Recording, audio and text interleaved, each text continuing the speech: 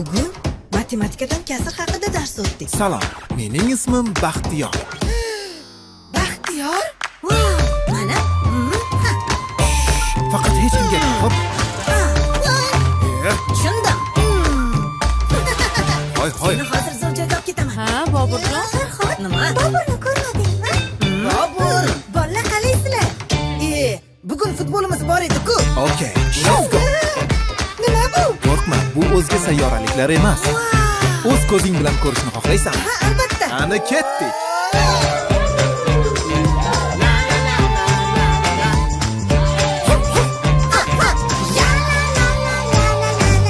Rus tili darsidan yordaming kerak. Qalpoq qilib tashiyman. Nachili.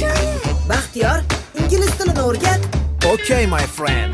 Go. I'm ready. Baxtiyor, matematikadan qiynaldim. Istasang kombinatorik uslubini o'rgataman. Nima? Kombinatorik uslubi? Baxtiyor. Uyg'on. Nima? Kim u? Qani? Uyquni ham beliga tepdinglar. Shunaqa ham ko'p uxlaydimi? Meni professor desanglar ham bo'ladi. Bobur, kitoblardan ehtiyot bo'lib foydalan o'g'lim. Xo'p bo'ladi oyijon. Baxtiyor bizga o'rgat. Xo'sh. Endi bildim. Kerakli 5. Nima? Qani Yulduz? Qizimmisan?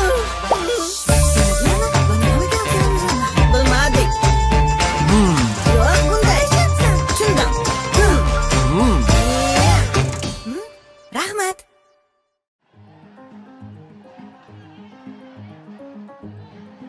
Keyingi chizmada elektr dvigatelning ichki ko'rinishini ko'rishimiz mumkin. Bu qismi, ya'ni dvigatelning o'rta qismidagi temir tayoq dvigatelning o'qi hisoblanadi. Hey, biron narsani tushunyapsanmi? Hech narsani tushunganim yo'q. Ustoz nimalarni gapiryapti o'zi? Temir tayoq, dvigatel o'qi. Dvigatelda o'q nima qilsin? Qani, Bobur turchi, dvigatel o'qi nima ekan? Dvi nima? Dvi nima emas, dvigatel. Ha, dvigatel o'qi. Dvigatel o'qi oddiy o'q. Qanaqa oddiy o'q? Kamon o'qimi u yoki bo'lmasa pistolet o'qimi? O'tir. Bundan keyin bu holat qaytarilmasin. Endi keyingi chizmaga e'tibor beramiz. Bu rasmda qismlarga bo'lingan detallarni ko'rishingiz mumkin. Qani topishga harakat qilib ko'ring-chi. Agar bu detallarni jamlab, yaxlit holga keltirsak, nima hosil bo'ladi? Hoy o'quvchilar, shoshmay turinglar. Axir vazifa bermadim-ku hali. Sizlarga vazifa shu chizmada keltirilgan detallar nimaga tegishli ekanini topish va bu detallar haqida darslikdan yoki boshqa adabiyotlardan o'qib o'rganish. Shu bilan darsimiz tugadi. Ketishinglar mumkin.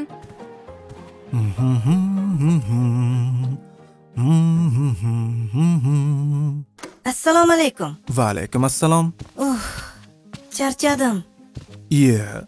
Bu nima qiliq? Tashqari shunaqa issiq. Maktabdan kelguncha tilim osilib qoldi. Ha, shunaqami? Dadangni sovg'asini ko'rdingmi? Qanaqa sovg'a? Ana, stol ustida turibdi-ku. Vau! Buncha ajoyib bo'lmasa, pult ham bor ekan. Bu mashina o'zi qanday harakatlanadi? Qanday bo'lardi? Uning ichida elektr motor, ya'ni dvigatel bor. Bu narsa mashinani harakatga keltiradi. Nima? Buning ichida ham dvigatel bormi? Ha, nega o'ylanib qolding? Bugun darsda konstruksiya elementlari mavzusini o'tgandik. Shu mavzuda elektr dvigatelning ham chizmalari berilgan ekan.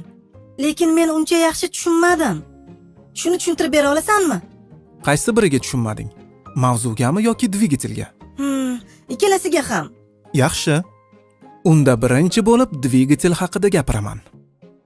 Elektr dvigatelning tuzilishi unchalik murakkab emas.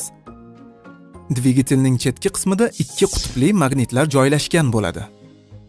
Markazdagi o'qqa esa mis o'ramlari joylashtirilgan. Dvigatel o'qiga elektr oqimi berilganda, dvigatel ichida magnit maydon hosil bo'ladi va dvigatel harakatga keladi.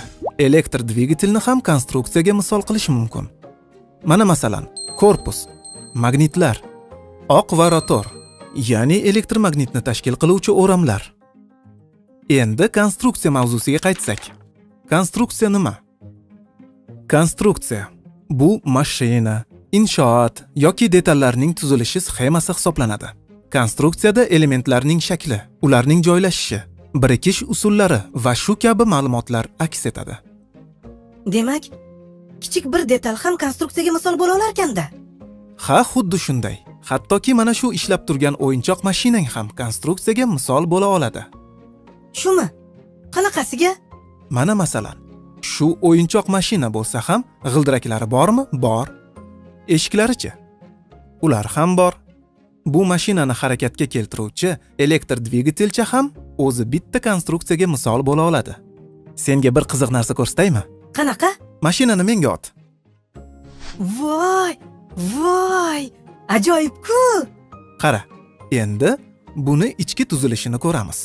Mana bu narsa senga aytgan dvigatel bo'ladi. To'g'ri, barcha dvigatellar ko'rinishi bir xil bo'lmaydi, lekin ularning tuzilishi va vazifasi bir xil. Bu esa batareya. Menimcha batareya nimaligini senga tushuntirib o'tirish shart emas. Bu narsa shahardagi bino va ularning kichraytirilgan maketi emas, boshqaruv platasi deyiladi. Ya'ni bu mashinaning miyasi hisoblanadi.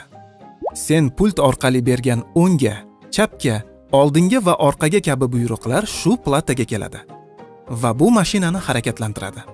Endi tushungandirsan? Ha, hammasini tushunib oldim. Yana bitta narsa so'rasam maylimi? Xo'sh, nima ekan? Hozir. Buni ustozimiz berdi. Buni qanaqa konstruksiya ekanini topishimiz kerak edi. Men senga shuncha tushuntirsam ham baribir tushunmabsan-ku. Nega? Qarachi, nimaga o'xshayapti? Bilmadim. Yaxshilab qara. Chizmada nimalar bor? Bu elektr dvigatelmi? Bunisi esa g'ildiraklar. Bu boshqaruv platasi. Demak, topdim. Bu axir mashina konstruksiyasi-ku. Juda to'g'ri. Barakalla. Ana endi sen turli xil konstruksiyalarni bir-biridan bemalol farqlay olasan. O'ylaymanki, sizlar ham. Aziz do'stlar,